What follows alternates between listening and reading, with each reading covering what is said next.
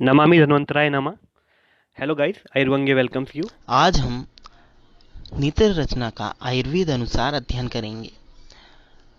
सर्वप्रथम हम नेत्र के विभिन्न भागों को देखते हैं, जिनका वर्णन आचार्य सुश्रुत ने सूत्र स्थान के उत्तर तंत्र के प्रथम अध्याय औपद्रविक अध्याय में किया है। उन्होंने नेत्र को प्रमुखतः तीन भागों में बांटते हुए लिखा कि मंडलानि च संधिश्च पटलानि च लोचने यथाक्रमं विजानीयात पंचषट च षडेव च। अर्थात नेत्र को प्रमुखतः तीन भागों में बांटा गया है। मंडल जिनकी संख्या 5 है, संधि जिनकी संख्या 6 है और पटल जिनकी संख्या भी 6 है। सर्वप्रथम हम नेत्र मंडल के विषय में अध्ययन करेंगे। आचार्य सुश्रुत लिखते हैं कि पक्ष्म वर्त्म श्वेत कृष्ण दृष्टि नाम मंडलानि तु। अर्थात पक्ष्म वर्त्म श्वेत कृष्ण दृष्टि, ये 5 मंडल हैं। मंडल का सामान्य अर्थ होता है वृत्त या फिर कोई सर्कुलर स्ट्रक्चर। यदि हम नेत्र के विभिन्न भागों को ध्यान से देखें तो एनाटॉमिकली एक सर्कुलर वे में अरेंज्ड मिलते हैं, इसलिए आचार्य सुश्रुत ने इन्हें मंडल का नाम दिया है। सर्वप्रथम पक्ष्म मंडल अर्थात आपकी आपकी आईलैशेस, जो आपकी पलक के बाल हैं, उन्हें पक्ष्म मंडल कहा गया है। देन वर्त्म मंडल, सेकंड इज वर्त्म मंडल, जो आपकी आईलिड्स का पोर्शन है। देन श्वेत मंडल, आपकी आई का जो व्हाइट पोर्शन है, जिसे हम स्क्लेरा भी कहते हैं, वह श्वेत मंडल कहा गया है।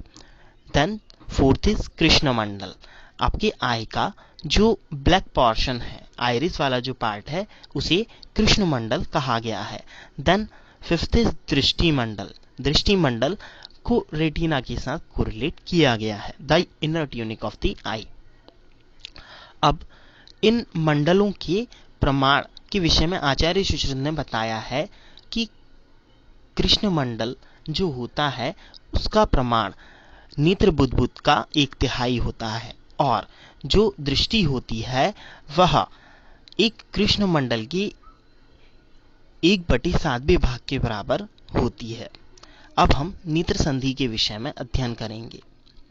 आचार्य सुश्रुत ने 6 नेत्र संधियों के बारे में वर्णन करते हुए लिखा है कि पक्ष्म वर्त्मगतः संधि वर्त्म शुक्लगतो अपरः शुक्ल कृष्णगतस्य त्वन्यः कृष्णदृष्टिगतो अपरः ततः कनीनकगतः षष्ठश्च अपांगः स्मृतः।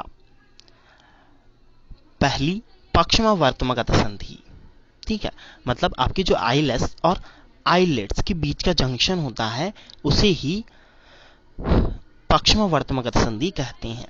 द्वितीय वर्त्म शुक्लगत संधि, मतलब जो वर्त्म और शुक्ल भाग के बीच की संधि होती है, अर्थात स्क्लेरा और आईलिड्स के बीच की जो संधि होती है उसे वर्त्म शुक्लगत संधि कहते हैं। शुक्ल कृष्णगत संधि, शुक्ल भाग अर्थात स्क्लेरा और कृष्ण भाग अर्थात आइरिस के बीच की जो संधि होती है वह शुक्ल कृष्णगत संधि कहलाती है। चौथी कृष्ण दृष्टिगत संधि, अर्थात कृष्ण भाग आइरिस और संधि अर्थात अपर्चर और स्लिट ऑफ द आइरिस के बीच जो संधि होती है वह कृष्ण दृष्टिगत संधि कहलाती है। ठीक है, आपकी प्यूपिल का जो मार्जिन होता है वह इसको शो करता है। प्यूपिल आइरिस के बीच में एक स्मॉल ओपनिंग होती है। पांचवी कनीनिका संधि, कनीनिका संधि आपके जो अपर और लोअर आईलिड इनर साइड में मिलकर के जो संधि का निर्माण करते हैं वह कनीनिका संधि कहलाती है। इसे इनर कैंथस और इनर एंगल ऑफ द आई भी कहते हैं। छठी है अपांग संधि, आपकी अपर और लोअर आईलिड बाहर की साइड मिलकर के जिस संधि का निर्माण करते हैं वह अपांग संधि कहलाती है। इसे आउटर एंगल ऑफ द आई और आउटर कैंथस के नाम से भी जाना जाता है। नेत्र पटल की संख्या भी आचार्य ने 6 मानी है। इनका वर्णन करते हुए उन्होंने लिखा है कि द्वे वर्त्म पटले विद्यात् च चतुर्वाण्य अन्यानि च अक्षिणी जायते तिमिरम तेषु व्याधि परम दारुणः तेजो जलाश्रितं बाह्यं तेष्वन्यत पिशताश्रितं मेदः तृतीय पटलमाश्रितं त्वस्ति च आपरम् पंचमांश समम दृष्टिस्तेषाम बाहुल्यम इष्यति। अर्थात प्रथम पटल जो होता है उसमें तेजो जलाश्रित कहा गया है, अर्थात उसमें तेज महाभूत अर्थात अग्नि महाभूत और जल महाभूत की प्रधानता होती है। आचार्य डल्हन जो कि कमेंटेटर है शिशुर संहिता के, उन्होंने प्रथम पटल को आलोचक पित्त का स्थान बताया है और कहा है कि यही पित्त आपको देखने में सहायक होता है। इसका मॉडर्न कोरिलेशन यदि देखा जाए तो कॉर्निया या एक्वस ह्यूमर के साथ हम इसे कोरिलेट कर सकते हैं। द्वितीय पटल, इससे मांस आश्रित पटल भी कहा जाता है, ठीक है, अर्थात नेत्र का वह भाग जो मांस धातु से बना हुआ है वह द्वितीय पटल कहलाता है। इसका मॉडर्न कोरिलेशन आइरिस या सिलियरी बॉडी के साथ किया जा सकता है। तृतीय पटल मेदु आश्रित पटल भी कहलाता है, यह मेदु धातु का बना हुआ होता है। इसे हम विट्रस बॉडी या विट्रस ह्यूमर के साथ भी कोरिलेट कर सकते हैं। चतुर्थ पटल को अस्थि आश्रित पटल भी कहा जाता है।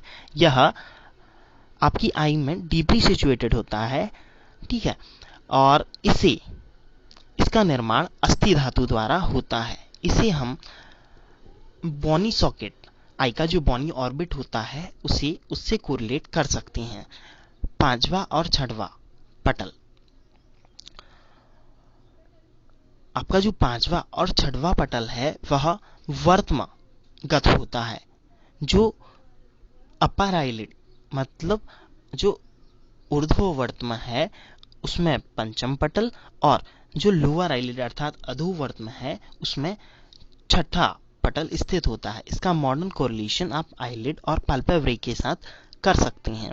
नेत्रगत मर्म, नेत्र में प्रमुखतः 3 मर्म बताए गए हैं: अपांग मर्म, आवर्त मर्म और श्रृंगाटक मर्म। नेत्रगत शिराओं की संख्या 38 है। इनमें से वातवह शिराएं 8, पित्तवह 10, कफवह 10 और रक्तवह 10 शिराएं मानी गई हैं। इस प्रकार कुल 38 शिराएं नेत्र में पाई जाती हैं। नेत्रगत धमनियों की संख्या 8 है। इनमें से 4 रूपवाहिनी होती हैं जो कि देखने में सहायक होती हैं और 4 अश्रुवाहिनी होती हैं। नेत्रगत स्नायु संख्या में 4 होते हैं और नेत्रगत पेशी भी 4 होती हैं। धन्यवाद।